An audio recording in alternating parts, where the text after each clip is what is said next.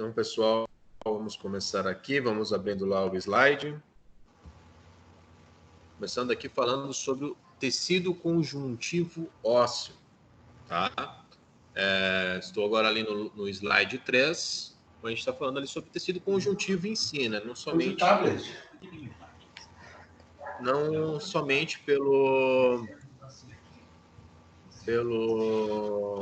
sistema do tecido ósseo, né? Mas tecido conjuntivo em si, né? A gente sabe que o tecido conjuntivo ele vai estar aí presente em várias estruturas, como a gente falou também bastante lá do tecido do sistema tegumentar, onde em várias partes dele ali existe o tecido conjuntivo, né? No caso ali ele é de dar a sustentação estrutural, servir como meio de troca, ajudar a defesa e proteção do corpo, e formar um local ali de armazenamento de gordura, né? Então, o tecido ósseo ele vai ter essa função de sustentação estrutural, até pela rigidez da estrutura dele, né? A gente vai ter essa sustentação, a gente vai conseguir, por exemplo, ficar na posição ortostática devido a essa sustentação. Servir de meio de troca é de nutrientes, né, substâncias, como a gente já falou um pouquinho na aula passada lá sobre a medula óssea, né, onde vai ser constituído ali o tecido sanguíneo, ajudar também nas defesas de proteção do anticorpo, ali também é produzido bastante células de defesa para o nosso corpo, né? E também armazenamento de gordura, né? Que também acontece ali na medula óssea, né? Só que daí na medula amarela. No slide 4, a gente já fala ali. Deixa eu só mexer aqui um pouquinho. Ô, Juan, desativa o teu áudio, que dá para ouvir tudo que tem aí. Deixa eu ver se eu consigo desativar todo mundo aqui.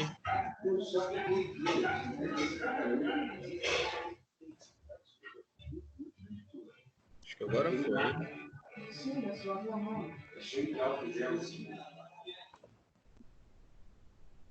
Todo mundo, se conta voando. Acho que agora deu certo. Então, continuando. Como eu falei, pessoal, a hora que forem fazer qualquer tipo de pergunta, é só ativar o áudio, fazer a pergunta que eu estarei aqui respondendo, tá? Aí os componentes ali do tecido conjuntivo, aí é todo o tecido conjuntivo ali propriamente dito, né? As células que a gente já falou bastante ali no sistema tegumentar, né? Na epiderme, derme e hipoderme, né? Os fibroblastos, mastócitos, macrófagos, leucócitos e ali adipócitos, e o material intercelular, né? Que tem as fibras reticulares, elásticas de colágeno, a gente chegou a falar sobre isso, principalmente ali na derme, né? Que tem bastante desses tecidos ali de elastina e colágeno, né? E também a substância ali fundamental, que é a matriz extracelular, que a gente já vai falar aí mais para frente, né, sobre essa estrutura que é bastante importante ali na estrutura óssea. E nos tecidos conjuntivos especializados, temos ali o osso, né, no slide 5, a cartilagem e o sangue, né? A gente sabe que são estruturas aí bastante importantes, a estrutura óssea em si, né, gerando todas aquelas funções que a gente falou, a cartilagem, que tem uma função bastante importante com relação às articulações, né, principalmente, porque é ela que vai facilitar esse movimento articular, fazendo com que não haja esse contato osso com osso, né, então é uma estrutura bastante importante, né, e o sangue também, que o seu tecido é produzido ali na medula óssea, né? Ali no slide 6, né? As principais ali constituintes ali do esqueleto, que é o suporte e proteção dos órgãos internos vitais, né? Como eu já tinha falado um pouco na aula passada, né? A parte do crânio ali que vai estar protegendo ali o encéfalo, as vértebras que vão estar protegendo ali a medula, né? Agora não a medula óssea, a medula mesmo, a medula vertebral. As costelas, né? A caixa torácica, que vai estar protegendo ali o pulmão, o coração, os órgãos ali da região torácica, né? Região pélvica também, que vai estar ali protegendo os órgãos internos e tal.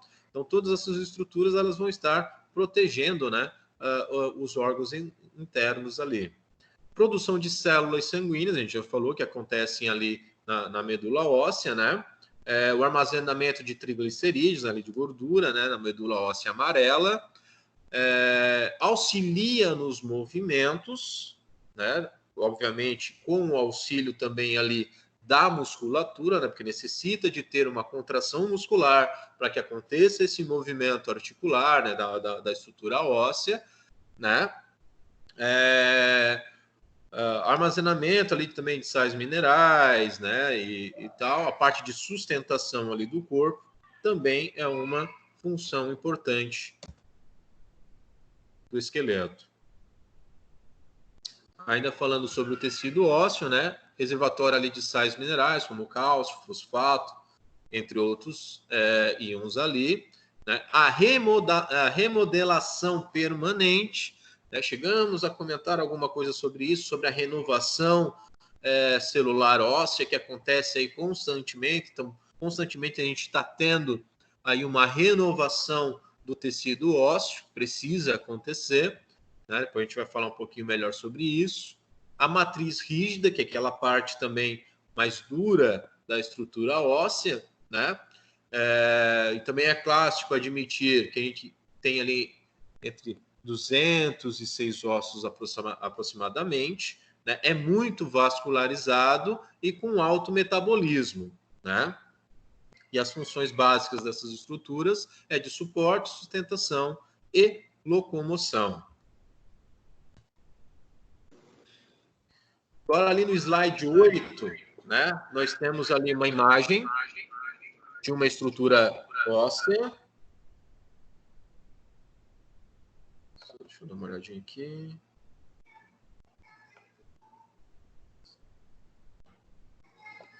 Certo.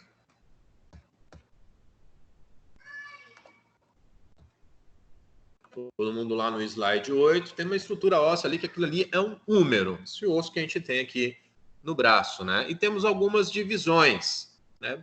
As suas extremidades a gente chama de epífises, né?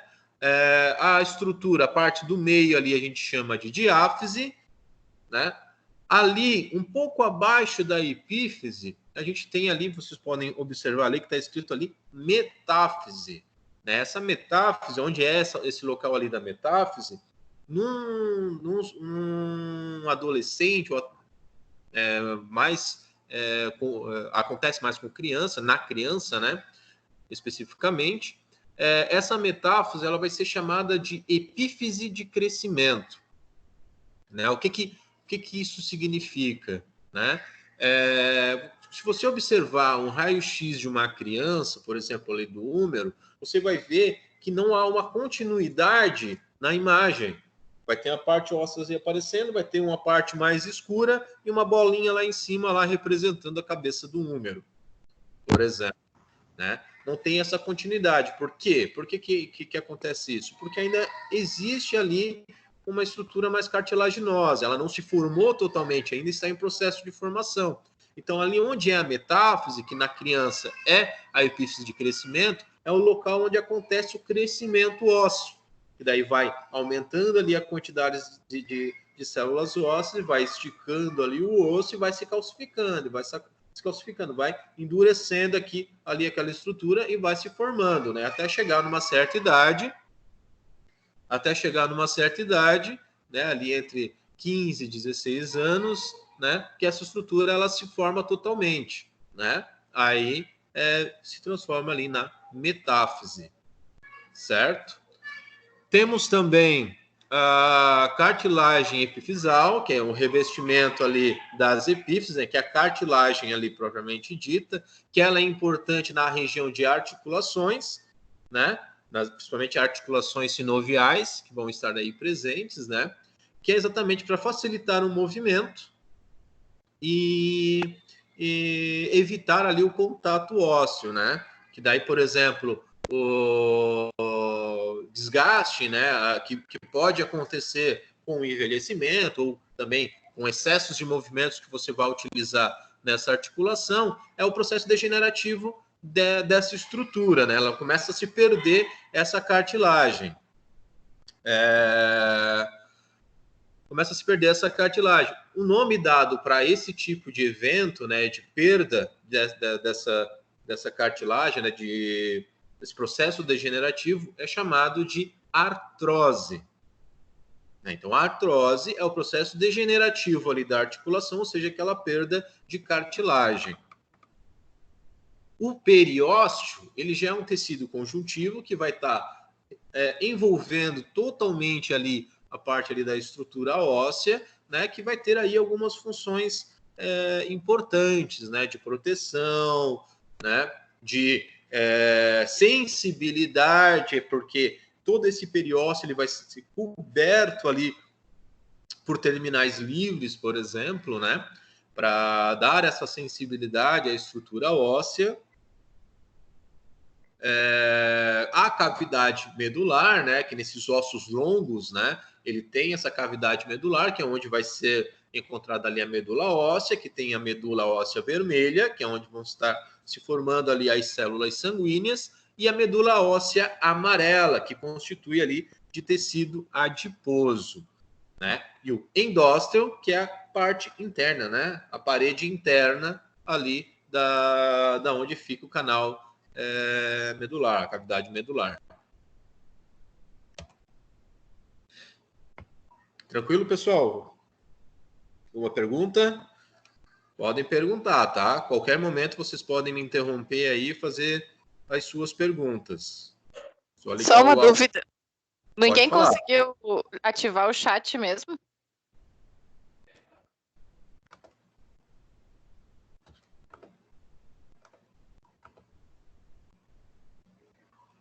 Alguém conseguiu aí, pessoal?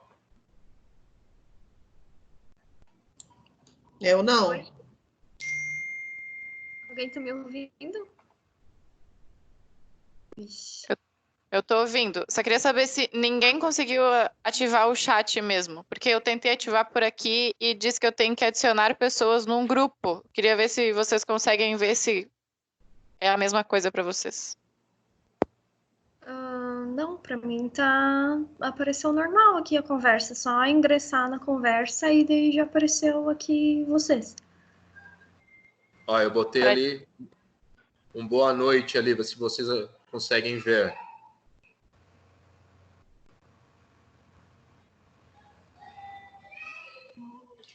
Não consigo ver. Eu não consigo ver. Também não. Também não. Eu queria saber qual que é o slide da aula de hoje, que eu tô meio perdida. O slide é no tecido ósseo, na unidade 1, seção 4. Obrigada, Pro. Nada. Alguma pergunta com relação ao material?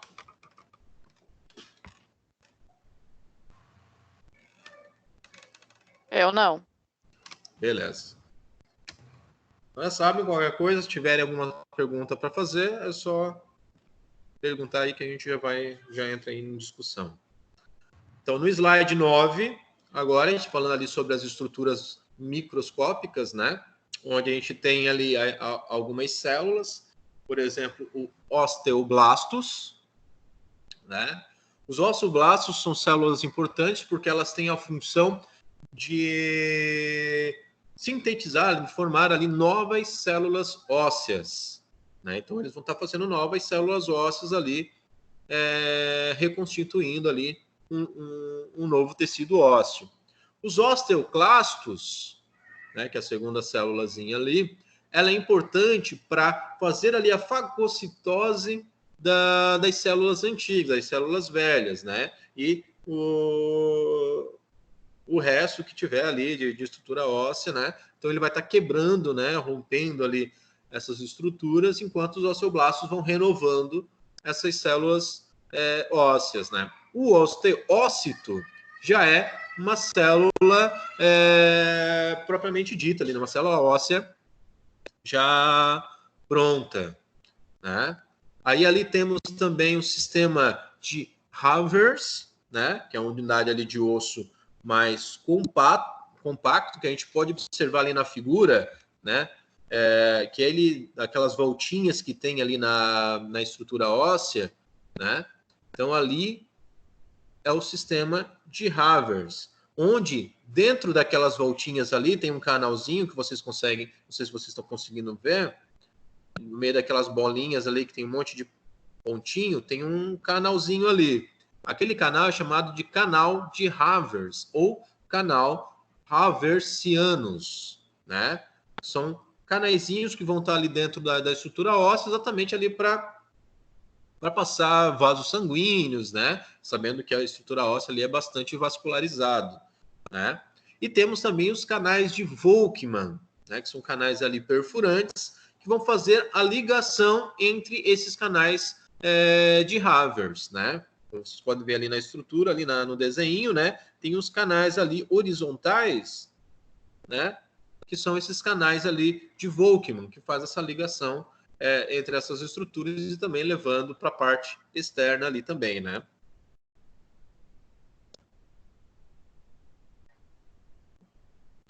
Aí temos também as lacunas, que daí já são essas partes, esses buraquinhos que aparecem ali na estrutura óssea, e as lâminas concêntricas, que são esses anéis, né, da matriz mais dura, né, que é aquela parte mais externa da estrutura óssea, que é a parte mais dura também da estrutura óssea, né?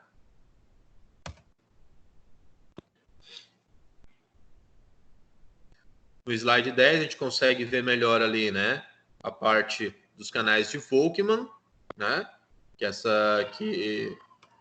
esses canais ali transversais que vão estar ligando, né, os canais de Havers ou levando ali para fora da estrutura, né? No slide 11 a gente já tem uma imagem microscópica, né? Ali mostrando ali osteoblastos, né? E na parte ali da esquerda ali um osteócito, né? A diferença ali entre eles. Aqui uma outra imagem, no slide 12, a gente consegue ver, como a gente estava vendo lá na figura, né? Tinha aqueles pontinhos circulares, né? Os canais, e aqui a gente consegue ver ali os pontinhos mais escuros ali, os canais de Havers, e os canais que ligam os canais de Havers ali, que é os canais de Volkmann.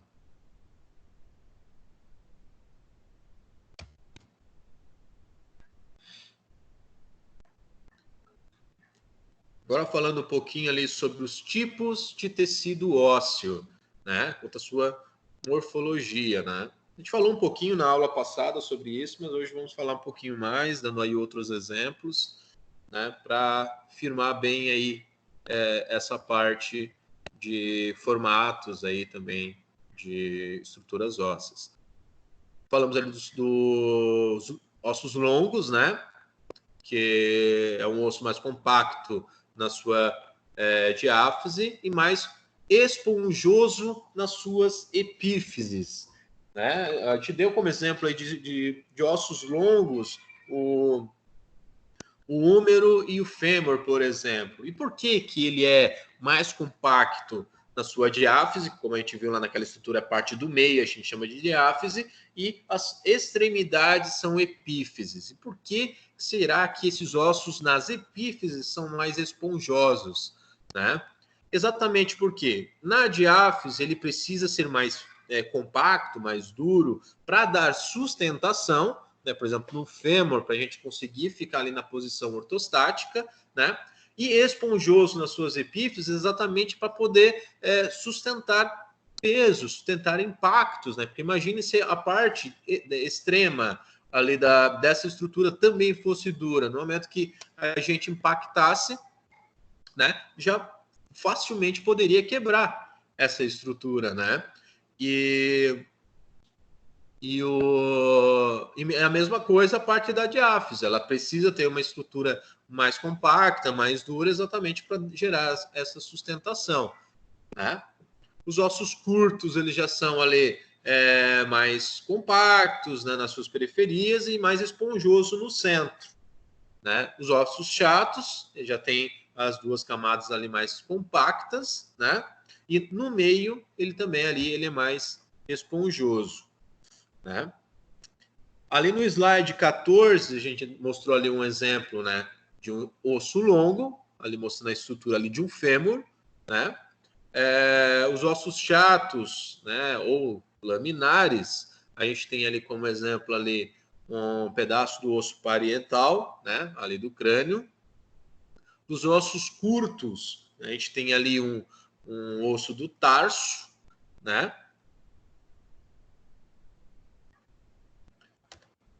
No slide 15, um osso alongado, né? Nós temos como exemplo ali as costelas. Qual é a grande diferença entre o osso alongado e o osso longo, né? O osso longo, ele vai ter uma medula óssea. Já no osso alongado, ele não vai ter, né? Os ossos pneumáticos, né? A gente pode... Professor, eu tenho uma dúvida. Pode falar. Parece que eu vi no livro que o osso longo, ele, com o passar do tempo, vai perdendo o canal medular. É verdade ou eu tô errada? Em qual livro que você viu isso? No da Anhanguera ali mesmo. O que pode... Aí depende... Depois de um tempo, o que pode acontecer ele perdendo toda a estrutura óssea, né? Inclusive o canal medular.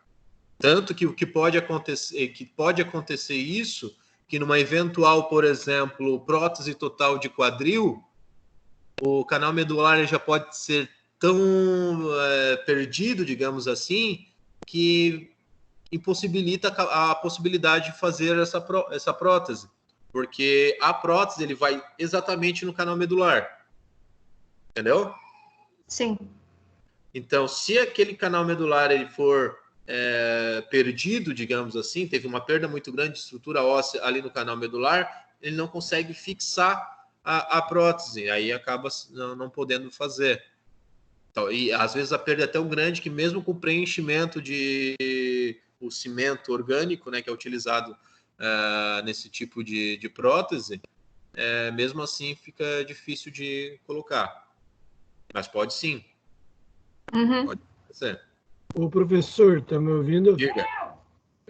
Essa perda ela é natural mesmo ou tem alguma coisa decorrente que pode vir a acontecer uma doença degenerativa, algo do gênero? Aí não é um problema degenerativo, tá? Degenerativo é a artrose, como eu falei lá, né? Que conforme o envelhecimento, que você vai utilizando muita articulação, pode acontecer a perda daquela estrutura da cartilagem e começar a bater ali osso com osso, é onde começa aí os problemas, né? Além da parte mecânica também que pode ser dificultada e assim gerando lesões, enfim. Mas essa perda óssea, do que eu digo, é da perda realmente da densidade, né? Que é a perda de estrutura óssea, que pode acontecer devido a um problema metabólico, né? Metabólico, hormonal, né? Ou às vezes o próprio envelhecimento pode trazer esse problema, né? Ele não é tão raro assim de acontecer. Existe sim uma doença que é bastante comum aí em mulheres, principalmente aí depois da menopausa, que tem, né, essa mudança hormonal gigante, né, e com isso também gerando aí esses problemas metabólicos e com isso gerando aí essa perda óssea significativa. O que vocês imaginam que é essa doença aí? Já dei um monte de dicas aí, né?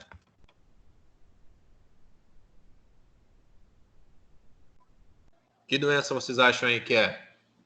Osteoporose? Exato. Osteoporose. né? A osteoporose ela não é um processo degenerativo. Ele é realmente um problema de perda de densidade óssea, perda de estrutura óssea mesmo, né? Que eu já vou explicar como é que funciona isso para vocês. Deixa eu ver se tem. O professor, mas de certa forma, então, pelo, digamos, falando a modo cultural, a velhice, ela traz essa perda, que seja pequena, mas existe ainda. Sim, ela traz. E com exceção da osteoporose. Sim, o envelhecimento, e sim, ele vai ter uma perda de toda a composição corporal, né? Não somente óssea, como muscular, né? Então, sem dúvida, vai ter uma perda de densidade óssea. O excesso dessa perda de densidade óssea é que daí já vira doença, né? Que é normal acontecer uma diminuição dessa estrutura no envelhecimento, mas também não pode ser muito grande, que daí isso a gente vai conseguir verificar com um exame que é chamado de densentometria óssea, onde a gente vai poder observar qual a porcentagem, né, de perda que esse paciente teve. E daí ele pode ser, se for no estágio inicial, chamado de osteopenia, mas se for no estágio mais avançado, daí já é chamado de osteoporose. Daí podem me perguntar, professor, mas dá para ver a osteoporose num exame de raio-x? Dá para ver, porém, somente no estágio já absurdamente avançado da doença, né? Então, quando já está assim, com risco muito grande aí de fratura devido a essa perda de densidade óssea. Mais alguma pergunta aí, pessoal?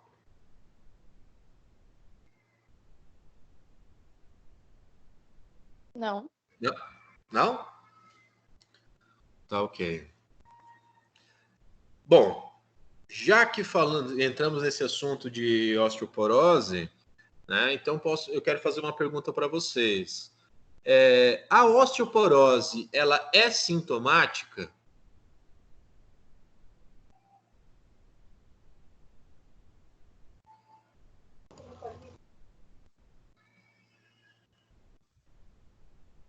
Eu acho que sim. Por que você acha que sim? Eu creio que não, professor. Eu também acho. Por que não? Eu acho que sim. Você sente dor nas costas, porque você está fazendo uma perda da massa do osso ali. Aí você começa a sentir dor, né? É que assim, ó. Tá escutando? Sim. A osteoporose, ela não é sintomática. Só lembrando que eu já falei aqui nessa mesma aula para vocês, lembro que eu falei que os terminais livres que vão gerar essa informação sensitiva da dor, ela vai estar aonde?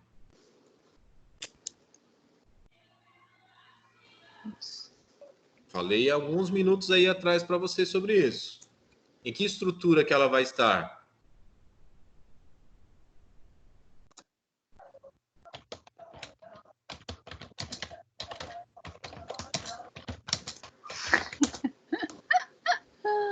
Cri, cri, cri.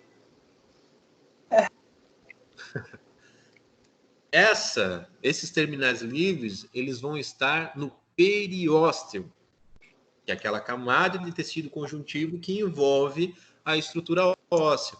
Portanto, se o osso perder densidade, entendeu? Se ele perder estrutura óssea, ele não vai afetar o periósteo, então não vai ser sintomático. Então, a pessoa que tem osteoporose, ela não sente dor.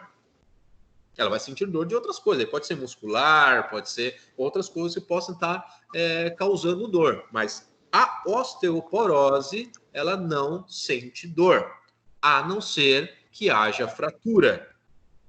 E o que vai acontecer? Vai ter a fratura e o osso vai rasgar ou vai machucar ali o periósteo, né, por causa da fratura, e o periósteo, como ele é riquíssimo em terminais livres, né, aí eles é que vão gerar essa sensibilidade da dor, que vai ser lá identificada pelo nosso sistema nervoso central. Mas se não houver a fratura devido à osteoporose, ela é assintomática. Beleza?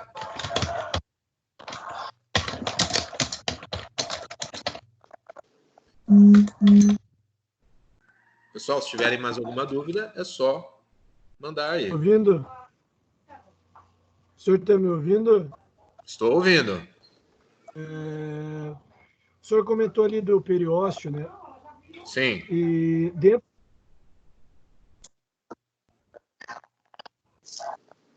Agora cortou aqui, agora eu não estou mais ouvindo. do osso, né?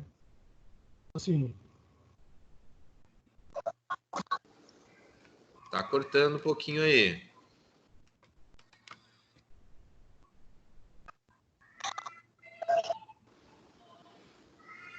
está me ouvindo, professor? Agora eu estou ouvindo. O periósteo, a grosso modo, é o próprio osso, né? Digamos. Não. O periósteo, ele é a camada de tecido conjuntivo. É como lá no músculo a gente tem a fáscia muscular, né? Como no pulmão a gente tem a pleura, como no coração a gente tem o pericárdio. É um tecido conjuntivo que envolve ali a estrutura. No caso do osso, é o periósteo. Então, ele é uma outra estrutura com um formato de tecido totalmente diferente, né? É um tecido totalmente diferente, mas ele é que vai ajudar na parte nutricional, que é através dele que vão entrar ali os nutrientes para a estrutura óssea, né? Ele que também vai ter a função de proteção ali do osso, que vai ser essa camada que envolve ali o osso, né? E também é nele que vão estar os terminais livres ali que vão gerar essa informação sensitiva ali do osso também. Entendi. O osso é envolvido pelo periósteo, então. Isso. Toda a estrutura Entendi. óssea é envolvida por um periósteo, por esse tecido conjuntivo. Tá? Que é onde passa as terminações. Oi? Perdão. É onde passa as terminações sensoriais que o senhor falou. Exatamente. Né? Entendi. Esses terminais livres ali que vão gerar essas aferências, né? Mandando a informação da dor lá para ser identificada no nosso sistema nervoso central.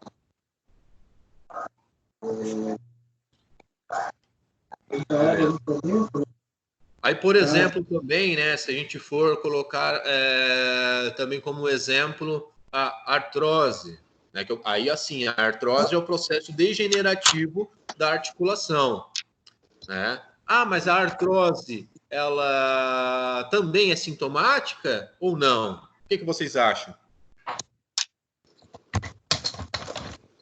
A artrose eu acho que é sintomática. Eu também acho que é sintomática. A artrose eu creio que não é, porque ela é a degeneração da cartilagem, né? Da cartilagem. Então tu vai sentir dor quando bate osso com osso. Exatamente. Tudo depende. O início de uma artrose, você não vai sentir dor, porque ele vai estar tirando ali um pouquinho daquela estrutura cartilaginosa, né, que tem ali na articulação. Porém, quando você perder isso, vai começar a bater osso com osso. Vai bater no osso com osso, vai bater também periósteo com periósteo ali também, né, que o periósteo reveste toda a estrutura óssea. Então, a hora que bate ali, que há esse impacto osso com osso, aí sim vai gerar dor. Então, uma artrose no estágio mais avançado pode sim, né, gerar dor também, pode ser sintomático também. Beleza? E a artrite?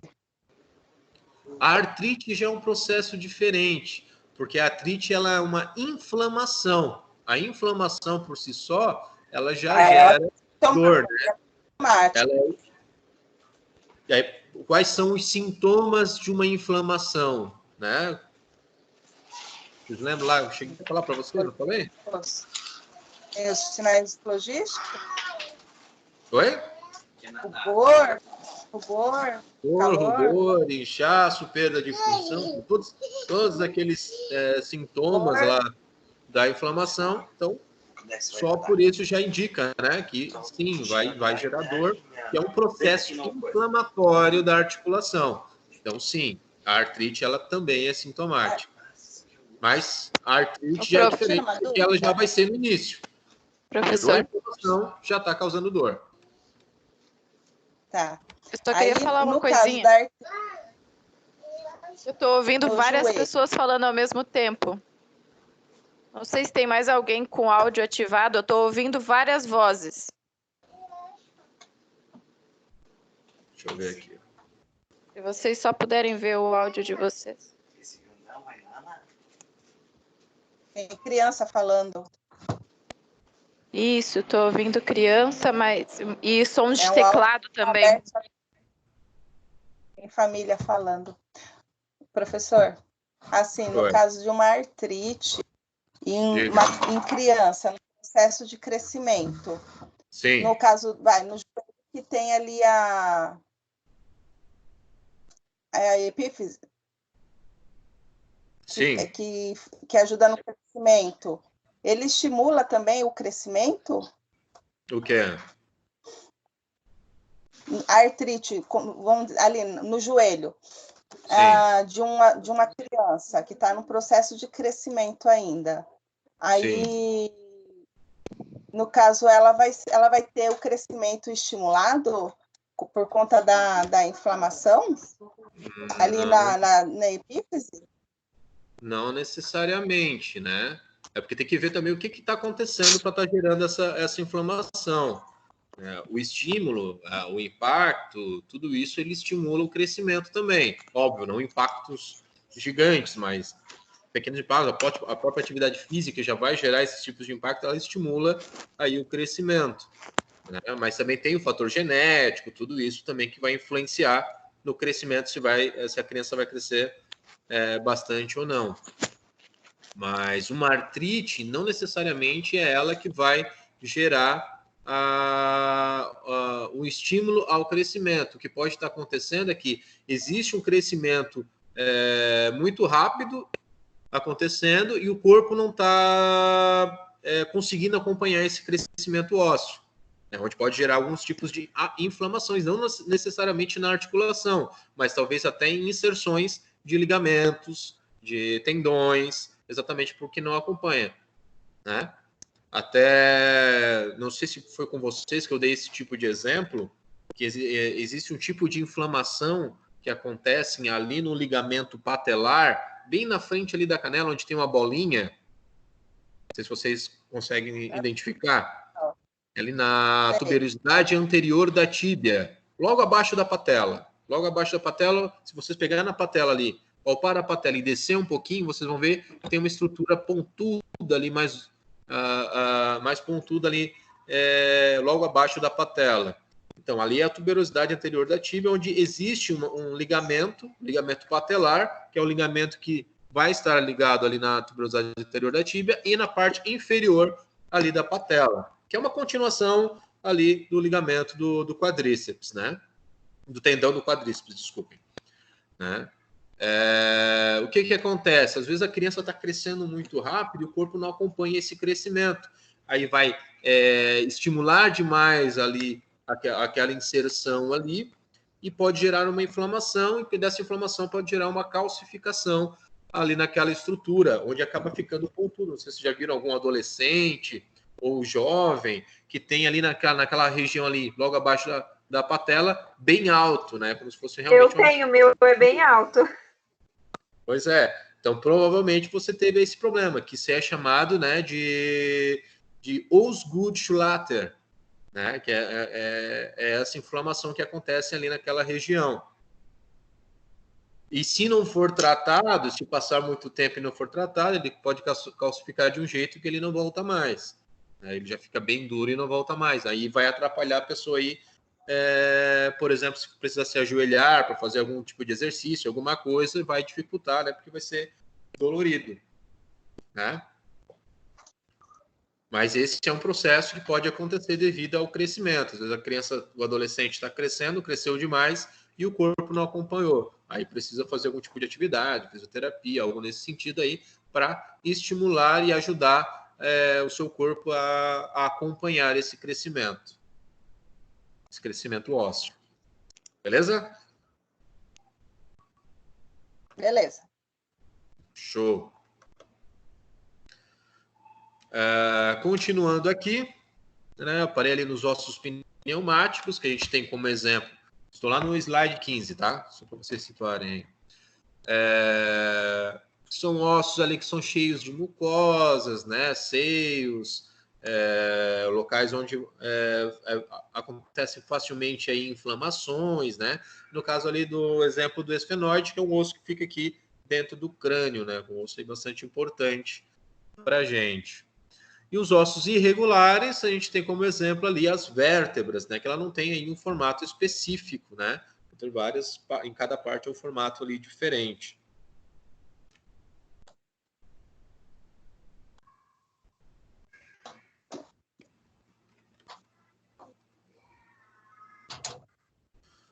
Falei. Então, ali no 17, a gente consegue ver ali em cima ali as estruturas ali do periósteo, né?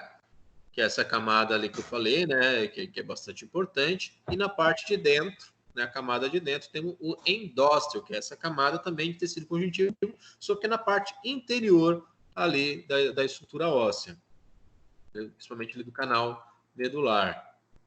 No slide 18, a gente já consegue ver ali os osteoblastos, osteócitos, osteoclastos, né, que a gente falou aí que tem toda essa importância nesse sistema de renovação celular, né?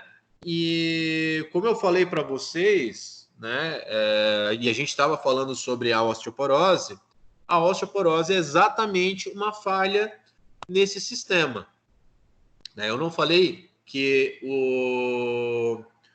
a osteoporose é uma perda significativa da massa óssea, da densidade óssea.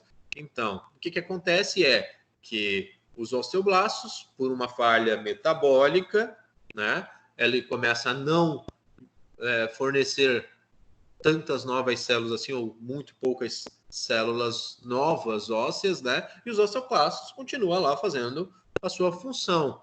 E com isso, como um não está fazendo o seu serviço ali, que é criar novas células, e o outro continua retirando, vai se perdendo ali essa densidade óssea, né?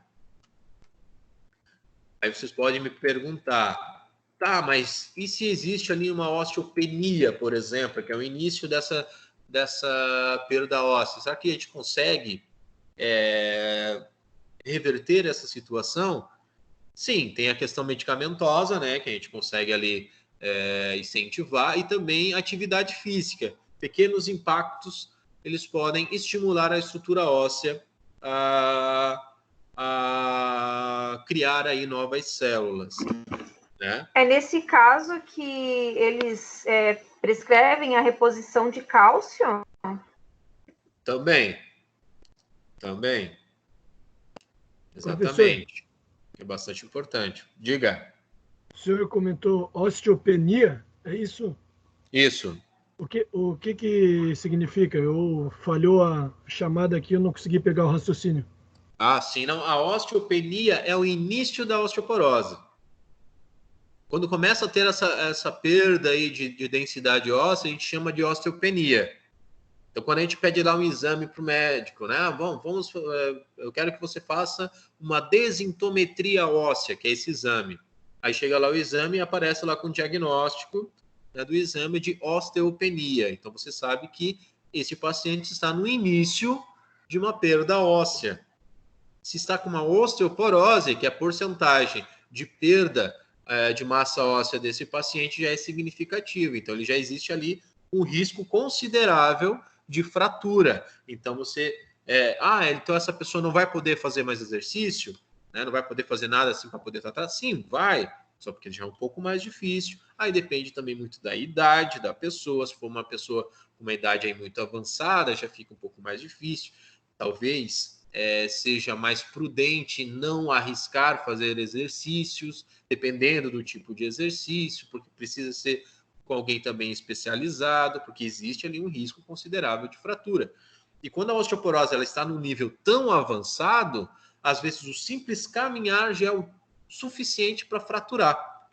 Às vezes não é nem caindo que a pessoa quebra, às vezes no caminhando, só de ter a contração muscular, já fratura, aí sim que a pessoa cai, a fratura antes de cair. Entendeu? Então é bastante complicado quando já está aí no estágio mais avançado. Eu falei idade porque pode acontecer de ter uma osteoporose, por exemplo, na infância. É raríssimo. Eu vi um caso até hoje de uma osteoporose em criança. Tanto que a gente, às vezes, na hora que olha, no momento que olha lá o diagnóstico, você fica até assustado, né? Meu Deus, uma criança tão nova e com osteoporose. Sim, pode acontecer. Porém, também, como tudo com criança, né? Consegue reverter muito mais fácil, porque tem toda uma adaptação, né? Muito mais eficiente ali do que adultos e principalmente idosos, né? Ô, professor, outra dúvida. Diga. A osteoporose, a osteopenia, ela é crônica, né? Mas ela pode acontecer em uma pessoa adulta, digamos, uma idade de 26, 27 anos, 30? Pode acontecer, como eu acabei de dar o exemplo de pode acontecer até em criança, né? Porque pode acontecer doenças metabólicas que podem gerar aí esses problemas, né? Como eu falei ali da menopausa pode acontecer, mas pode ser por algum outro tipo de fator que não realmente ali, por exemplo, um hipotiroidismo, alguma coisa nesse sentido aí também, que tem uma questão metabólica importante, né? Funções metabólicas importantes também pode acontecer. Né? Então, são mais raros? São. É mais comum acontecer em sujeitos aí idosos, mas não está em escape. Pode acontecer. Então não se trata de uma questão ou outra. Existem vários fatores que podem colaborar para que a osteoporose surja. Sim. Sim, existem vários fatores. Sedentarismo, por exemplo, é um fator bastante importante. Se você não se movimenta, se você não faz nada para estimular a tua estrutura óssea, pode acontecer a osteoporose aí de uma maneira, digamos assim, se você talvez já tem uma predisposição hormonal a ter essa osteoporose lá com 60 anos, se você não faz nada, não estimula, isso pode acontecer muito antes também. Por exemplo. Beleza? Entendi, obrigado. Nada. Com relação à composição óssea, né, que a gente estava falando tanto aí sobre essa estrutura óssea, a matriz óssea ela é formada por um componente orgânico e um componente inorgânico. Né? O componente orgânico ele é formado ali por proteínas, né, entre outras ali. E o componente inorgânico ele já é formado por cálcio, fosfato, bicarbonato, magnésio, sódio, potássio, ou seja, uma mescla ali que vai se formar ali um molecão ali, né? Uma molécula ali de hidroxiapatita, né? Que a gente tem ali no slide 21 a composição. É que eu acho que para a dobradinha tem que ser um pouco mais de 1 quilo. Aí se tu botar 1 quilo em cada pacote, aí congelar, aí vai dar ruim, entendeu? Mas quando a gente fizer a dobradinha, porque aí não... a gente fizer, a gente olha o áudio, amiga. Estou escutando tu falar de dobradinha. Vai dar 2 quilos, vai dar um mundo de dobradinha. Então, separa 1,5 kg, amor. Porque aí vai dar dobradinha demais, entendeu? Separa 1,5 kg, então. 2 pacotes de 800 gramas, digamos. Janaína, desliga o áudio que dá para ouvir aí a discussão. Então, pessoal, olha só que aula top. Perdão. A gente aprende sobre osteopenia, a gente aprende sobre composição óssea e também aprende a fazer dobradinha. Olha aí. 2 quilos dá. A gente aprende a porcionar a dobradinha. Fazendo muitas coisas ao mesmo tempo aqui, gente. Não tá fácil decidir. Comer é importante. importante é aprender as coisas. 1 quilo para cada por cabeça tá bom, né? Para sessão de engorda da quarentena. Foi mal, desculpa. Vamos lá. Hidroxiapatita, né? Que é essa molécula que vai gerar essa composição, né, da nossa estrutura óssea. E como vocês, como já estava falando aí, vocês podem perceber, a nossa estrutura óssea ela não é totalmente dura, né? Ela tem uma certa dureza ali, porém ela tem uma certa flexibilidade também, exatamente por esses componentes orgânicos e inorgânicos que a gente tem ali na nossa estrutura óssea. E ela acontece dessa forma, ela precisa ser dessa forma, exatamente para que não seja tão fácil de quebrar essa estrutura óssea. Porque se ela fosse totalmente mineral, qualquer batidinha que a gente desse já ia fraturar. E não é assim que acontece, né? Ele bate ali, ela tem uma certa flexibilidade exatamente para evitar aí essas fraturas, né? Então, a gente tem ali a parte, no slide 22, a parte do osso mais compacto, né? Um osso mais denso, que a gente pode ver na parte mais externa, ali na figurinha, né? E na parte mais interna do osso, ele já é um pouco mais esponjoso, né? Ele já tem a parte mais porosa, principalmente ali nas epífises, como a gente já falou ali, dos ossos longos, né? No slide 23, a gente já consegue ver numa visão mais microscópica, né? A parte mais externa ali, o osso mais compacto, né? Ali já começa a ter as trabéculas, né? Onde já começa a ser um pouco mais poroso, e no final ali onde fica a medula, ele já está ali mais aberto.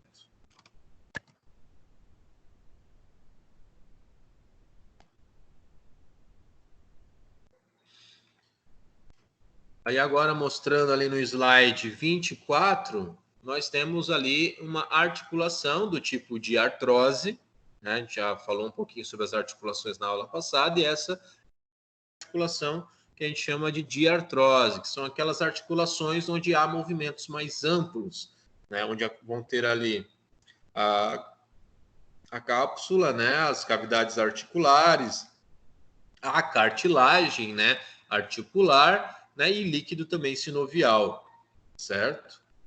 Então, nessas articulações, né, bastante comum acontecer aí as artroses que a gente chama, né, que daí no caso ele vai gastar ali as cartilagens e vai começar a bater osso com osso, né, onde também vão ter impactos ali de periósteos e com isso aí gerando os sintomas ali de dor. Ô, professor, uma dúvida. Diga. Ainda sobre a parte de osso ali. Na questão do osso esponjoso, ele tem uma finalidade específica? Ele tem uma função específica, o osso esponjoso, ou não? Sim, a função dele é exatamente de ajudar na absorção de impacto, né? Por isso que ele é mais esponjoso, principalmente na região das epífises, que é aquelas partes mais extremas das estruturas ósseas. Por exemplo, a gente deu o exemplo ali um pouco antes ali do fêmur, né? Que a parte da diáfise dele, a parte central dele, ele é mais compacta, e as suas extremidades ela já é mais esponjosa, exatamente para que no caminhar ou no saltar aí, por exemplo, ele tenha uma absorção ali do impacto também, né? Porque se ele também fosse compacto, ia ser um impacto muito grande e com certeza aí gerando muito mais problemas, né? Ok?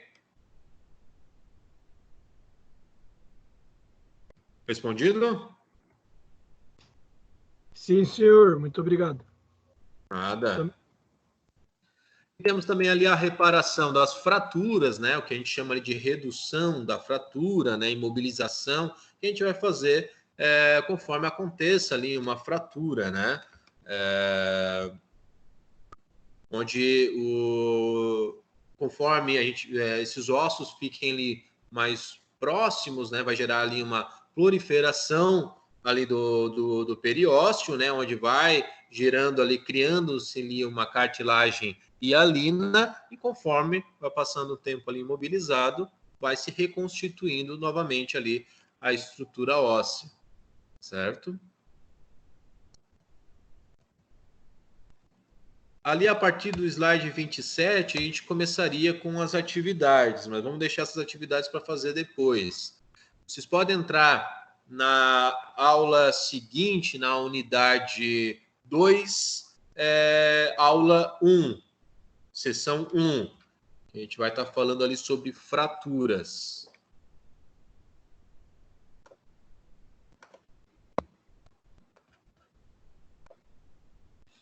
Na hora que vocês conseguirem entrar aí, me dá um ok.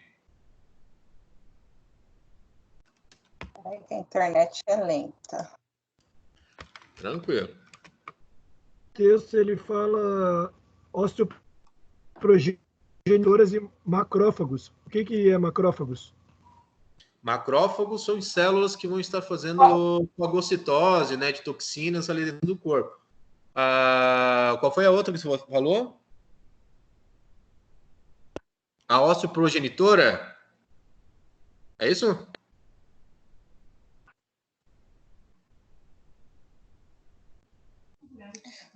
Professor, pode repetir, por favor, qual que é a sessão e a aula seguinte, a unidade 2, sessão 1. Ok. Vai ter a aula de fraturas ali.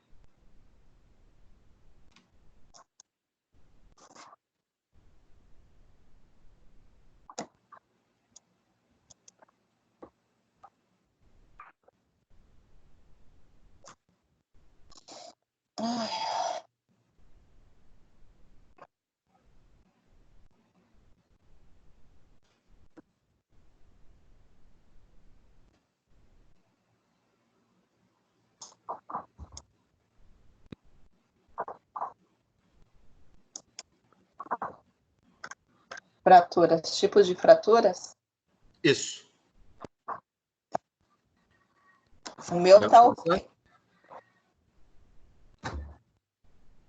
Nossa, bem interessante, porque inclusive, eu tenho aqui em casa, minha filha, ela fez o alongamento ósseo do fêmur. Isso vai me ajudar bastante a entender. Muito bom. Mais um pouquinho, já estou baixando. Aqui eu já consegui. Show. Tá aberto. Beleza, pessoal. Então, começando ali com os tipos de fraturas, né? Nós temos ali a fratura transversa, que é quando acontece essa fratura linearzinha ali, que é aquela fratura que é mais fácil de você fazer a redução, né? Por exemplo, foi uma fratura que eu tive nesse braço aqui, da esquerda. Tá? Quando eu era adolescente, estava brincando, jogando bola, e o cara chutou a bola, foi tentar pegar, e o braço virou, e eu tive uma fratura de rádio. Aí fraturou de forma transversa, só porque ele não ficou assim certinho, né? Ele saiu ali um pouquinho do alinhamento dele. Aí é onde foi feito, foi no médico, o médico fez a redução, né? Ele puxou e encaixou ali de novo, certinho, ele fez a tala engessada, né? E juntou tudo certinho. Mas ele consegue fazer exatamente porque ela foi uma fratura transversa. Se fosse, por exemplo, uma fratura ali no terceiro desenho ali, oblíqua, né? Que é aquela em diagonalzinha ali, já fica mais difícil de fazer essa redução, porque qualquer coisinha que possa acontecer, ela pode escorregar ali e sair fora do local, né? Como acontece ali na segunda fotinha ali de oblíqua desviada, né? Tem também ali a fratura longitudinal, vai ser uma fratura no meio ali, né? Então, mas é mais tranquila também de tratar. A fratura em espiral, que normalmente é aquele tipo de fratura em rotação, né? Que está rodando e quebra. Tem a fratura simples, né? Que é só aquela rachadinha, mas não nada demais. E a fratura cominutiva, que aqui nessa imagem está até bonitinha, não estraçalhou tanto, não, mas é aquele tipo de fratura de acidente de moto, né, que bate a moto lá e quebra em vários pedacinhos, que normalmente é nesse tipo de fratura a gente vai utilizar aquelas gaiolinhas, né? A Lizarov, para juntar ali todas essas estruturas ali e reconstituir toda aquela estrutura óssea também.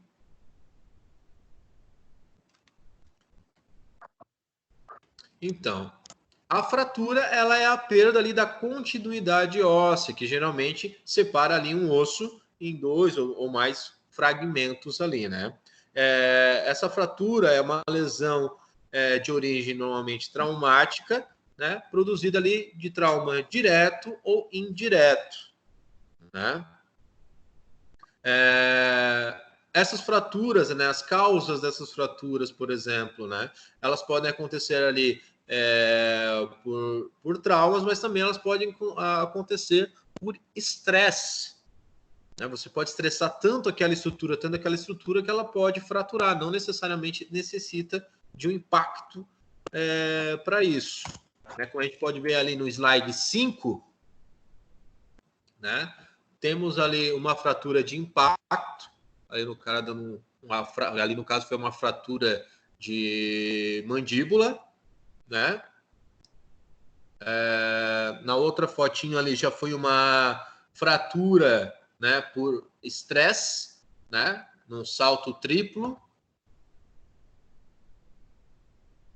E na imagem ali de baixo já é uma fratura relacionada a uma doença, né, como a gente falou ali, da osteoporose, que no caso foi uma fratura ali no colo do fêmur, né, do idoso.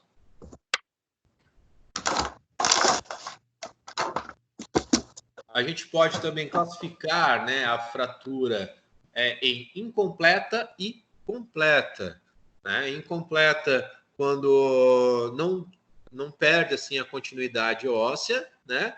E a completa é quando acontece, né, toda a fratura, né? Já acaba fraturando, né, quebrando ali tudo a estrutura óssea. A gente consegue ver ali as duas imagens. Né? Na primeira imagem, uma fratura ali de fêmur, né, bem na parte distal ali do fêmur, né, uma fratura ali mais grave, e a incompleta ali na fotinho, né, só uma fissurinha, né. Também podemos classificar em simples e exposta, né, a simples acontece a fratura, mas ele não chega a romper ali tecido, né, já a exposta, né, ele fica ali realmente com o osso exposto, como a gente pode ver ali na imagem no slide 8, temos a fratura ali de punho, no lado direito, e no lado esquerdo ali é uma fratura de tornozelo, é onde a gente já consegue ver a estrutura óssea para fora ali da pele.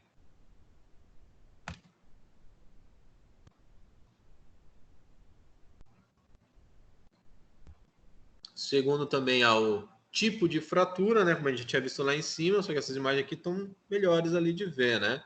Tem a oblíqua, a cominutiva, né? Na outro slide ali do lado, a gente consegue ver a cominutiva um pouquinho melhor, né? Mais parecido com o que acontece realmente.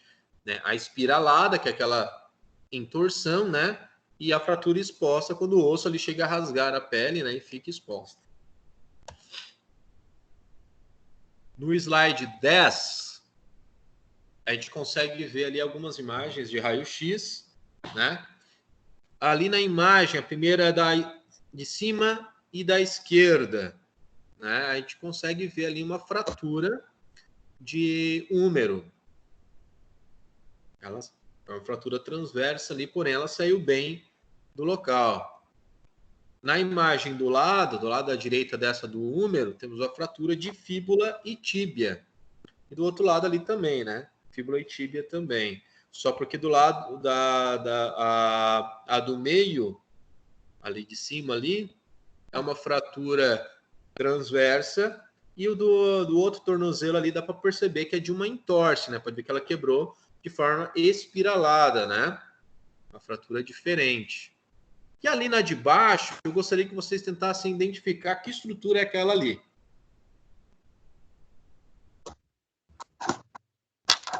É o fêmur? De baixo da esquerda. Oi? É o fêmur? No slide de baixo? Não, a imagem de baixo ali, no slide 10.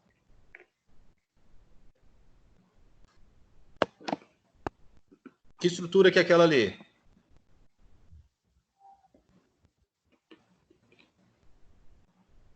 Parece o fêmur ali, não? Que ali embaixo parece que é a parte do joelho, né?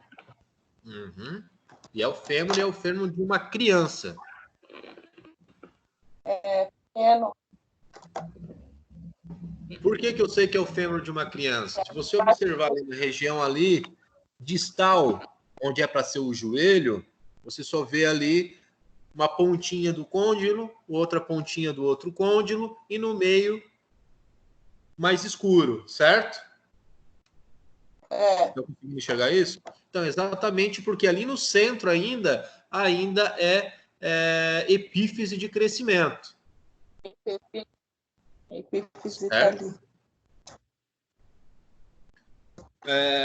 Quando uma criança está aí em fase de crescimento, por exemplo, normalmente o médico, né, que cuida aí do crescimento da criança, ele pede para fazer um raio-x de mão, ou de mão e pé. Por que vocês acham que ele pede para fazer esse tipo de exame? Para ver a idade óssea. Para ver como é que está o crescimento dessa criança. Exatamente pelo fato de mãos e pés serem as últimas estruturas a terminarem a sua formação.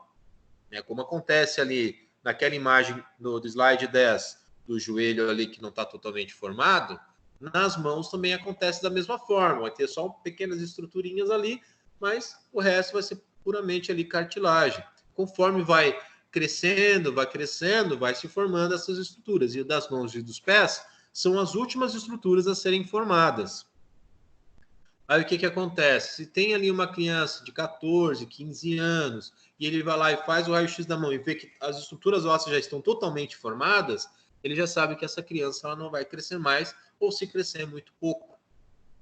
Né? Então é daí que eles tiram esse diagnóstico de saber se a criança vai crescer mais ou não. Aí é onde vão tirar aí as medidas, né, as atitudes, talvez, aí de fazer talvez um alongamento ósseo, alguma coisa nesse sentido, se tiveram esse interesse. Professor? Oi. Ali no caso, se fosse um termo de um adulto, ali na criança aparecem esses 3 pontinhos e no meio a epífise. O do adulto, ele estaria todo branco? Estaria todo formado? branco. Estaria todo branco. Teria o formato certinho do côndilo. Teria o formato certinho do côndilo. Ok.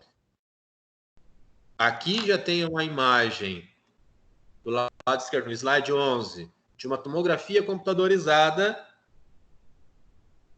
ali de uma pelve. Dá para ver ali as vértebras lombares, o início do sacro, região de pubis e uma fratura bem importante ali. O que vocês acham ali? Fratura do quê? É o húmero. É do braço, a parte. É do húmero, o braço em cima? Não, do lado esquerdo. A fratura do lado esquerdo. Do lado esquerdo? Ali na tomografia.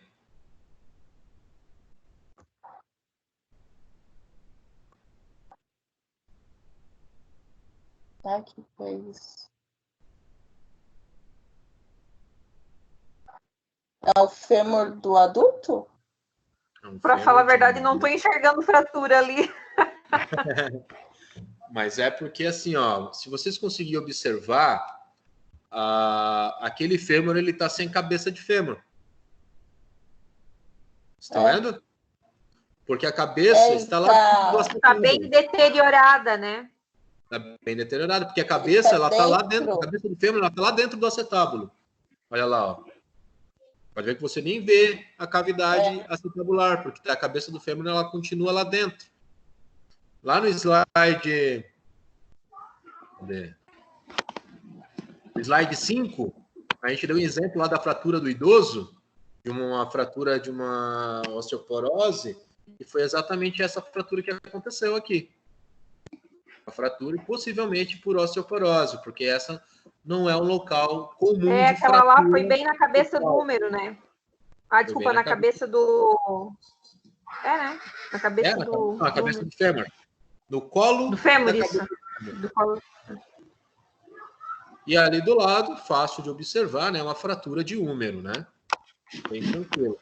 E além da fratura de húmero, eu posso me arriscar a dizer que também teve um rompimento do ligamento do acromioclavicular, ligamento acromioclavicular. Porque essas estruturas normalmente são bem juntinhas e ali eles estão bem afastados. Então, possivelmente também teve essa ruptura aí.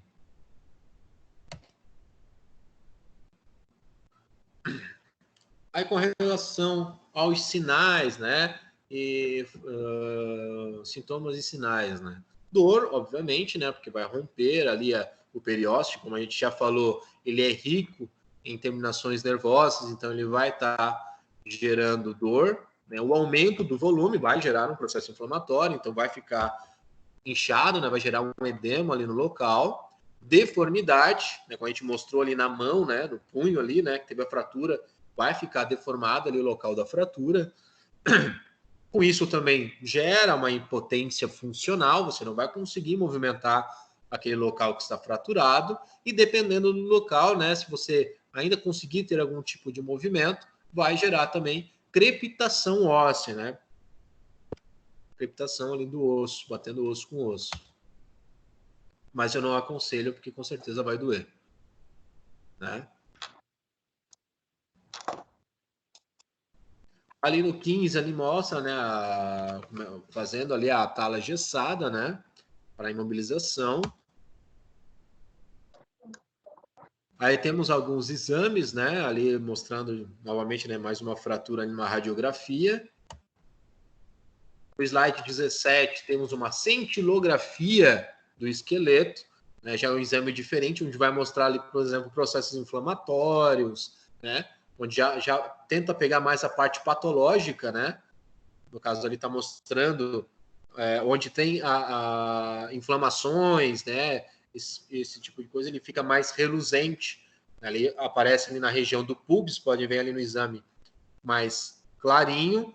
Cotovelos também ali, ele está mais clarinho. Na região ali dos dedos do pé, na região dos metatarsos ali também tem já algum probleminha ali também. Pode ser até um excesso de ácido úrico, alguma coisa assim, né?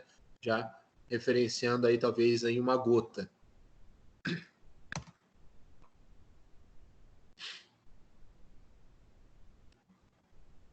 Aí, exames de ressonância magnética ali do lado esquerdo, né? Onde a gente consegue ver bem, numa visão axial, a articulação do coxo femoral, na primeira imagem ali, né?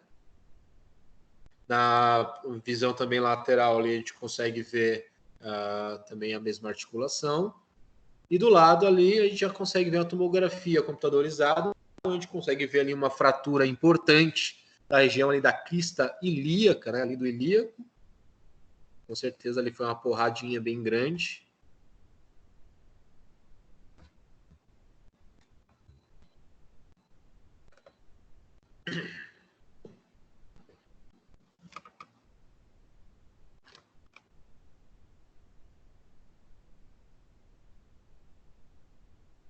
Aí, com relação a tratamento, né, são vários fatores que vão levar a forma de tratamento, tudo depende do tipo de fratura. Como eu falei, se fosse uma fratura, por exemplo, oblíqua ali, necessitaria, por exemplo, de placas e parafusos, como foi a minha outra fratura, que daí foi nesse braço aqui, um acidente que eu tive. Tive uma fratura dessa forma, né, em diagonal, onde quebrou e encavalou ali a estrutura óssea.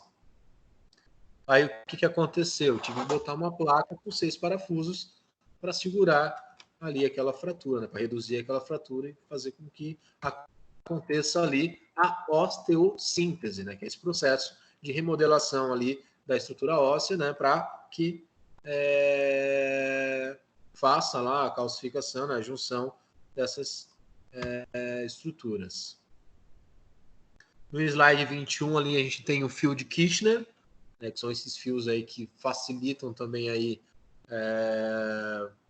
a junção de estrutura óssea. Também já utilizei desse recurso, né?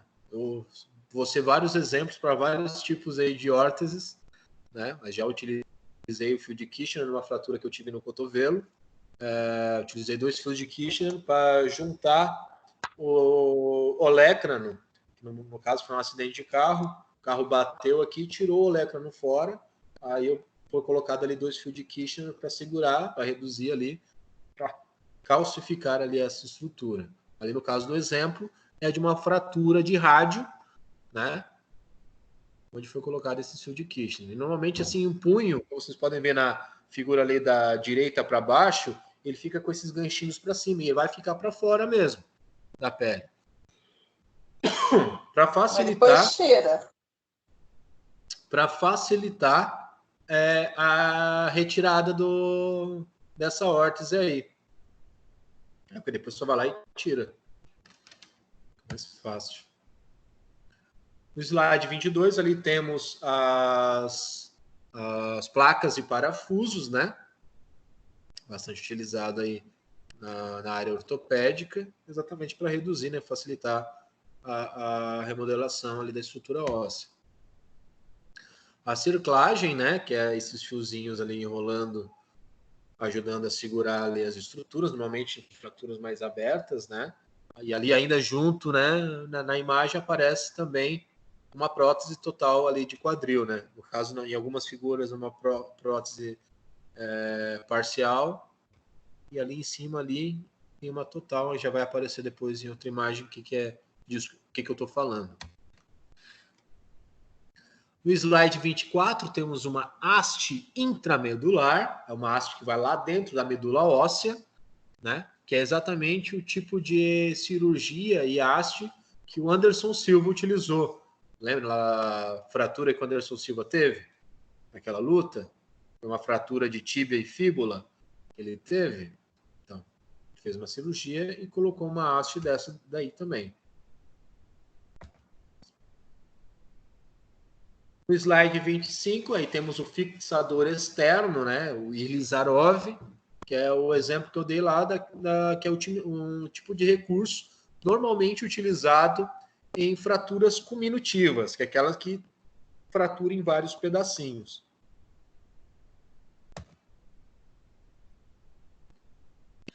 E no slide 26 temos a artroplastia de quadril, né, que é como eu falei, ela pode ser parcial ou pode ser total. Lembra que eu falei sobre a artrose, que é o processo degenerativo de uma articulação? Então, o que pode acontecer é que pode tirar toda aquela cartilagem, ter todo aquele processo degenerativo e começa a bater osso com osso, bater osso com osso, bater osso com osso, e deformar, até chegar a um momento que a pessoa já não consegue mais ter um movimento articular, né, de tão degenerado que está, e a dor é insuportável, você não consegue mais movimentar, né, a articulação ela perde totalmente a função. Aí é um tipo de situação que você é bem característica para fazer aí uma artroplastia de quadril, que pode ser parcial ou total. Parcial é quando você somente tira a parte ali da cabeça do fêmur, a parte do fêmur, mas mantém o acetábulo, né? A articulação, a parte acetabular que fica ali na pelve, né? E a artroplastia total, você tira a cabeça do fêmur, né? Parte femoral, e também, né, é colocado uma prótese também na região acetabular. Tira o acetábulo e coloca uma prótese metálica lá também. Ali no slide 27, a gente tem a imagem dos dois tipos de prótese, né? A prótese parcial, onde só foi substituída a cabeça do fêmur, e na prótese total foi substituída ali a cabeça do fêmur e a parte acetabular também. E temos também a parte ali de cimentada e não cimentada. A parte cimentada é o tipo daquela tipo de prótese que somente a colocação dele já fica bem fixo, né? porque a medula ela não teve uma perda significativa, e você consegue colocar essa prótese sem necessidade de colocar o cimento. E a cimentada é quando você precisa colocar ali esse cimento ali para fixar, né, esse cimento orgânico, para fixar a prótese ali na região medular do fêmur. Ô, professor, uma dúvida. A pessoa que tem esse tipo de prótese colocada numa região dessa, ela tem a movimentação normal, como se não tivesse colocado a prótese? Não, ela tem uma limitação. Ela tem uma limitação de movimento. Principalmente no início, tem até alguns movimentos que ela não pode realizar, porque senão pode desarticular. Mas fica limitado. Tipo, flexão vai chegar ali a uns 90 graus, extensão também é limitado, a abdução é limitada, mas é funcional. Ela não vai conseguir abrir espacatos, fazer movimentos muito amplos, mas é totalmente funcional. Vai poder caminhar, vai poder correr, poder fazer qualquer tipo de atividade. Ah, ok, obrigada. Nada. Um exemplo que eu dou é meu pai. Meu pai fez esse tipo de prótese em 2000, eu acho. 2002, por aí. 2002, não sei. A gente sofreu um acidente de carro onde ele teve uma fratura significativa ali nessa articulação. Ele estava com a perna esticada e a cabeça do fêmur entrou para dentro do acetábulo. Aí fizeram a cirurgia, fizeram toda a reconstrução do acetábulo. Só que daí se perdeu todo o líquido sinovial e tal, né? Aí ficou batendo ali osso com osso também. E por anos foi se criando ali uma artrose significativa, onde ele já não conseguia nem amarrar um sapato, por exemplo, né? Aí ele não conseguia fazer nada, não fazia nenhum tipo de atividade física, porque não conseguia, porque sentia dor e mancava muito, né? E há uns 5 anos atrás, eu acho, 5, 6 anos atrás, ele fez a prótese, mas ele levou até onde conseguia, né? Até chegar um momento de que não tinha mais função, não conseguia mais fazer nada, aí foi onde ele resolveu fazer. Aí ele fez a prótese total e hoje ele faz caminhadas toda manhã, caminhada de 1 hora, 1 hora e meia, ela faz caminhada, não manca mais, não sente mais dor, então, sem dúvida, melhorou aí 500% a qualidade de vida dele. Porque, querendo ou não, por que eu falo que eu aconselho sempre a fazer nesses últimos casos, né? Ou dor, ou dor insuportável, ou perda de função. Porque, querendo ou não, existem os riscos de uma cirurgia, né? De uma infecção, alguma coisa disso aí, e também a rejeição da prótese. Pode acontecer, é um corpo estranho, então pode ter uma rejeição ali da prótese. Daí rejeitou a prótese, não tem mais cabeça do fêmur, não tem mais nada, vai viver aí de uma cadeira de rodas com a perna sem poder utilizar. Então, querendo ou não, tem que lógico. Eu também acredito que deve ser uma cirurgia bem invasiva, né? Bem invasiva. Eu assisti já uma cirurgia dessa e é bem invasiva, parece mecânica mesmo, porque até os materiais parece que é de mecânica, parece que estão trocando uma peça de um carro. Que é bem a coisa funciona mais ou menos assim, vou falar resumidamente, né? O cara lá faz a incisão, o médico faz a incisão, né? Ele abre lá o local, deixa exposto ali a articulação coxofemoral. Obrigado. Ó, ganhei o cafezinho.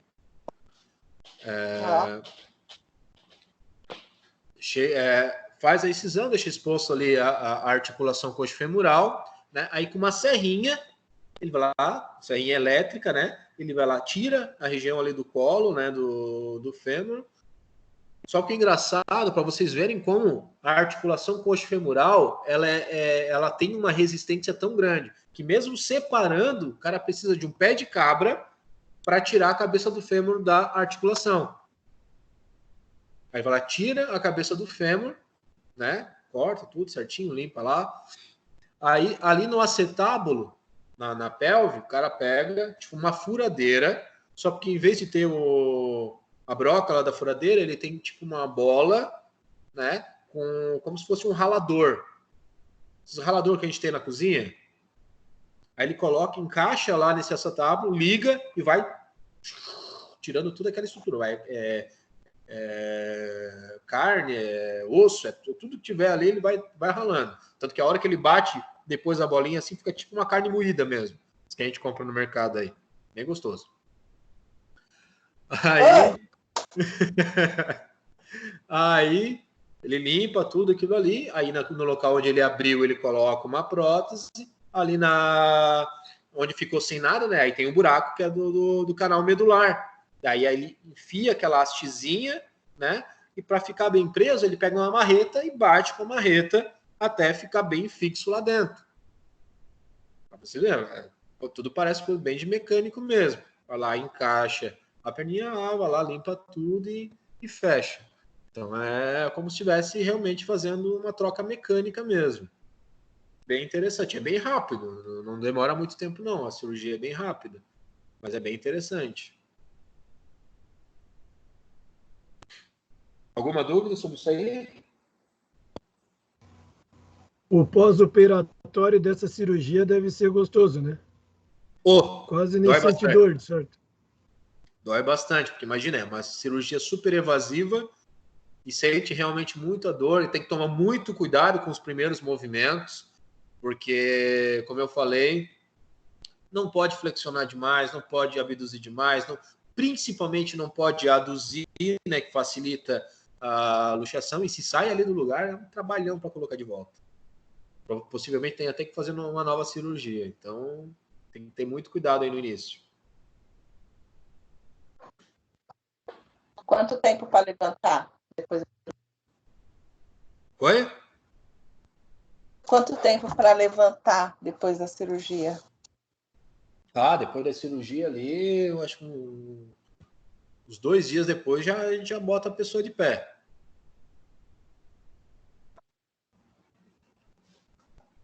Fisioterapia mesmo já começa no dia seguinte. No dia seguinte já começa a fisioterapia, tem que movimentar. Legal. Não pode deixar parado, porque se deixar parado, perde movimento, perdendo movimento para ganhar depois é um trabalho.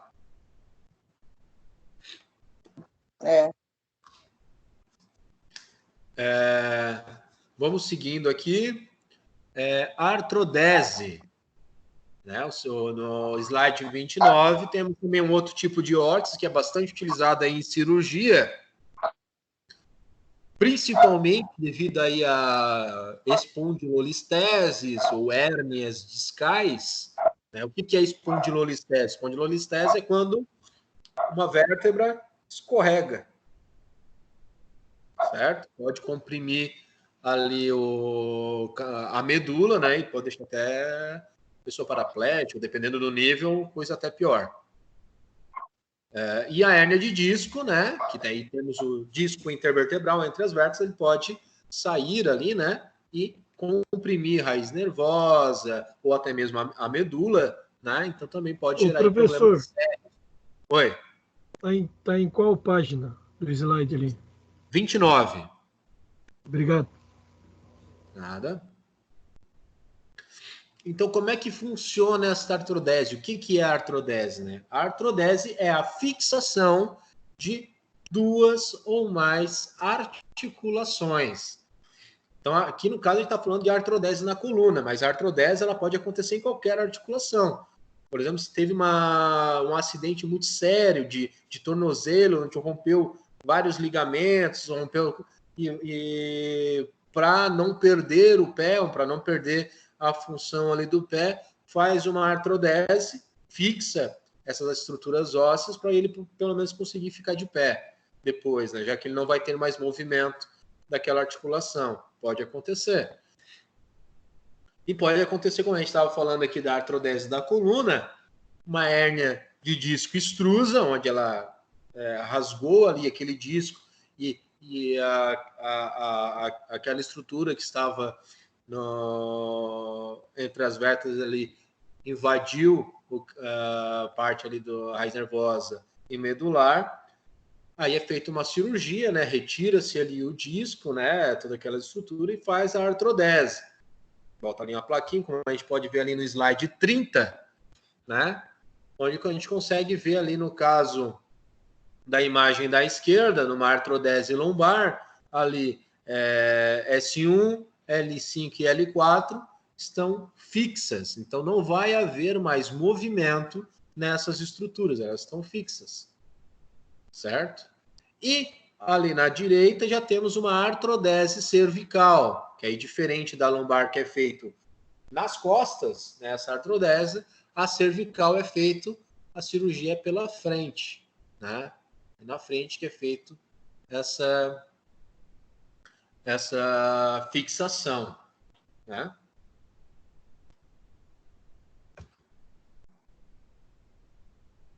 E no último slide, slide 31, temos ali uma artroplastia total de joelho. Como a gente teve o do quadril, também pode acontecer, né, essa troca, essa substituição dessa articulação também, né? E ali no joelho, como a gente pode ver ali na primeira imagem, já tem o joelho ali com uma artrose bem significativa, né? Já não tem mais aquela cartilagem nos côndilos. Aí é feita toda a raspagem dessa estrutura e colocado a estrutura metálica ali, né? Que é feito embaixo, na parte dos platôs tibiais ali, e os côndilos também são substituídos para gerar ali a articulação. Também a indicação para esse tipo de cirurgia também aí é uma artrose severa, onde o paciente já não consegue mais movimentar o joelho, onde a dor é bastante significativa, né? Então, tem que tomar aí bastante cuidado. E ali ainda tem, né, algumas dicas, né, de atividades que são perigosas após a cirurgia, que é correr, esportes de contato, esportes que necessitam salto, aeróbico, assim por diante, né? E atividades esperadas, que é interessante talvez você fazer após esse tipo de cirurgia, é a caminhada, né, natação, golfe, são esportes aí e atividades mais tranquilas, né?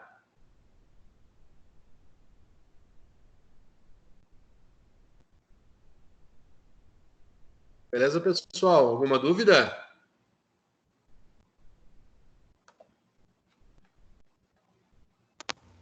Por enquanto, não. Até a hora que começar a ler. Então, pessoal, no slide anterior, aquele que a gente estava vendo ali sobre tecido ósseo, tem algumas questões ali. Aí eu gostaria que vocês realizassem essas atividades, né? Respondessem essas questões. Vocês podem utilizar... Do anterior, aí, né? Isso, o slide anterior. Como eu falei, ele tinha algumas atividades, mas eu queria passar primeiro essa parte aí de fratura para vocês, para depois a gente passar aí as atividades. Ok? Ok. Tá, professor, e como faz, e como faz para o professor receber daí? A gente manda para o representante? Aí vocês podem fazer o seguinte, vocês podem fazer como a gente estava fazendo na sala de aula, tá? Copiando o enunciado e a resposta correta, e podem me enviar por e-mail. Ali na aula, nessas aulas ali, tem o meu e-mail no primeiro slide. Tá. Já que eu não consigo escrever aqui, né? Se eu conseguisse mandar para vocês aqui escrevendo, ficaria mais fácil. Mas ali no primeiro slide já tem. No primeiro slide tem o nome da matéria, tem o meu nome e o meu e-mail embaixo. É só pegar aquele e-mail lá e vocês podem me enviar por ali. Tá. Professor. Diga. A aula passada foi feita via Skype. E sim. Nem todos conseguimos acompanhar. Tem essa aula para encaminhar? Ela está no ar? Eu fiz uma... Como no Skype não tem como gravar, eu fiz uma aula por PowerPoint, somente comentando ali os slides, né? E postei lá para vocês na aula. Não sei se vocês conseguiram acessar.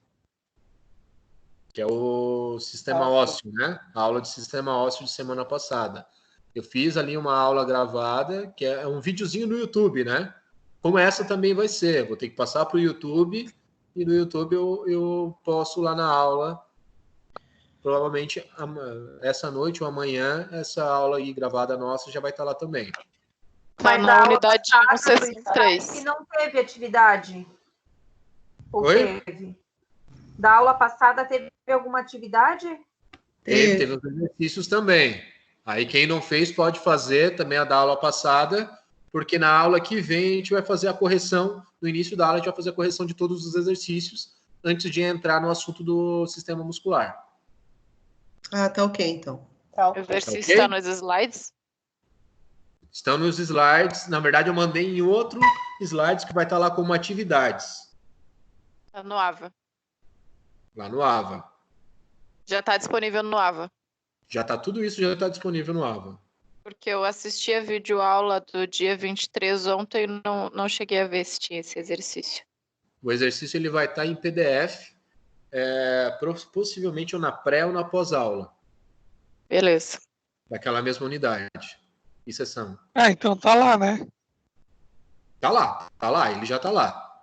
Até porque eu tinha feito os slides para vocês, tinha mandado, só porque no meu aqui tinha, mas no de vocês não tinha os exercícios. Daí eu falei, então eu vou mandar, mas vou deixar lá na pré ou pós-aula, agora não lembro, acho que tá na pós-aula.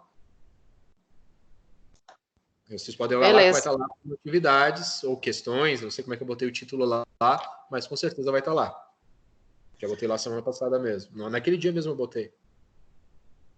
Estão tudo fodido. Certo? Então a gente tá sempre fodido. Essa última frase aí foi gravada, tá? Tá todo mundo bem. Tá ótimo, né? Tá todo mundo bem. A aula foi perfeita. Tudo certo. Esse material, essas questões de hoje, é para entregar até quando? Para hoje mesmo? Tentem me mandar até pelo menos final de semana, né? Ali, ou até sexta-feira, pelo menos, que daí eu consigo dar uma olhada final de semana já. Aí na segunda-feira a gente já corrige tudo, né? E inicia, né, o assunto de sistema muscular. E você lembra, por acaso, em qual sessão que está essas questões da semana passada, da aula pelo Skype, que nós não conseguimos assistir? É porque eu já fiz tudo. Unidade 1, sessão 3. Sessão 3. Sessão 3, ok. Sessão 3. Vai estar lá como sistema ósseo, a aula, e vai ter a parte também, é um linkzinho para o YouTube, aí você entra no YouTube e vai dar para assistir a aula gravada pelo PowerPoint, né, que eu fiz. Essa aula lá, porque o pessoal estava falando que não estava conseguindo acompanhar, então a gente fez. Aqui na sessão 3 eu estou vendo, tem aí a aula, aí diz aula de sistema ósseo com áudio e sistema ósseo 1. Esse sistema ósseo com áudio que é a aula gravada. Isso, e o sistema ósseo 1... os mesmos slides, só porque com a minha voz, né, explicando ali o material. Certo. E seria, então... Deixa eu só ver, só para ver se eu acho aqui essas questões para não... Tá na pós-aula. Pós-aula, ok. E nós vamos ficar muito tempo fazendo assim, tipo, sem colégio, sem fazer avaliação e só via online? Infelizmente não é uma coisa que a gente tem controle, né? É uma decisão do governo, né? Então a gente não tem um controle sobre isso. Infelizmente a gente tem que acatar o que decidem, né? Não é só nós, todas as faculdades, todas as escolas do Brasil inteiro estão tudo paradas, né? Então a gente só pode voltar quando eles, os governantes, decidirem. Então, Mas tipo, nós não vamos perder, né? Nós vamos fazer assim tudo via online e daí assim, tipo, a gente fazendo via online a gente não perde o semestre, mesmo que não tenha fazendo prova física na instituição. Exatamente. Eu não sei como é que vai ser as provas ainda, a gente não teve uma reunião sobre isso, mas é porque ainda estamos com esperança de que volte ao normal antes que chegue a época das provas, né? Vamos ver, mais para frente a gente vai ter essas respostas. Beleza? A previsão parece que aí as aulas para voltar em sala de aula mesmo são para voltar em agosto, professor. Imagina. Não sei, isso aí são previsões. Não sei quais são as fontes, mas o que a gente tem até agora, que a informação é até dia 20, né? 20 agora É dia 20 de abril. 20 de abril. Provavelmente abril não vai acontecer o retorno, porque o pico de contaminação, segundo os especialistas e o próprio ministro da Saúde, eles estão prevendo que seja durante este mês de abril. Então, vai ocorrer um grande número de contaminações. Então, eu imagino que as aulas vão ser uma das últimas coisas que eles vão retomar, até em função da aglomeração, local fechado, né? Mas, enfim. Vamos ver. Perfeito. É só esses dois trabalhos mesmo, então? Isso. É só esses dois. Só aqueles dois, da aula do dia 23 e hoje dia 30, certo? Exatamente. Podem fazer e mandar lá para mim, no meu e-mail, certo? Que daí eu vou estar contabilizando lá as notinhas para vocês das atividades em sala. Beleza, na próxima aula vai ser corrigido os dois. Aí na próxima aula vão ser corrigidas as duas atividades para a gente finalizar. Que é dia 6 de abril. Exato.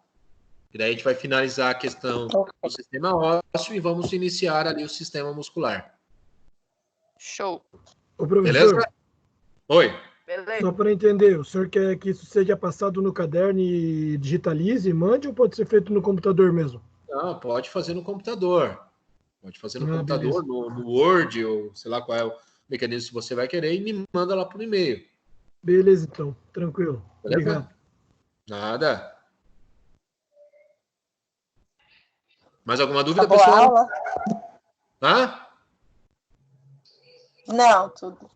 A minha parte, tudo ok. Sem dúvida. Tá tudo certo. Obrigada pela aula. Obrigada, professor. Todo mundo, tchau. Show, foi top. Valeu, Valeu, pessoal. professor. Obrigada. Obrigada, tchau. Até semana que vem. Tchau. Tchau.